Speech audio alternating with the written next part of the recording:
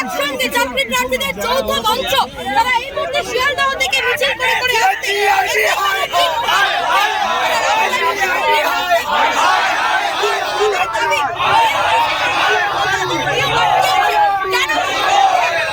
মুখ খুলছেন না, যেখানে 10 লক্ষ শূন্য হয়েছে।